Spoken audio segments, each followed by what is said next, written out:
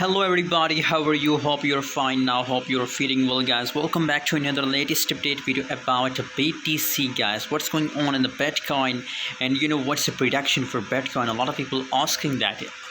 What should be doing right now situation, because BTC crashed very badly from $22,000 to 20,000. A $2,000 crash occurred in a Bitcoin, guys. As you can see here, if we talk about last 24-hour lowest and last 24-hour highest, so 22,799 is the highest and $19,800 is the lowest, guys. So in this situation, very congratulations to those all people who do short BTC, but very sad for all long position holders, guys. By the way, here if we study the candles chart pattern, so you can see here, just look the bearish candle. Oh my god, you can see here now possibilities for BTC that again they have to retest the previous low $18,000.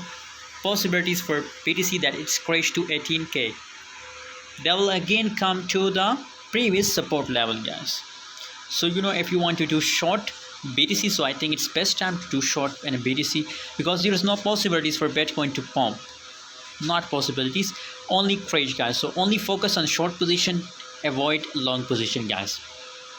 So as I told you guys that now possibilities that it's reached to $18,000. So if you make an entry on 20,200, so I think it will be profitable for all of you to hold, but also hold for long time, maybe in upcoming 2 or 3 days, guys. It reached to $18,000, guys. So just buy now and hold for 3 days, guys. Thanks for watching. Stay connected for more update and subscribe now.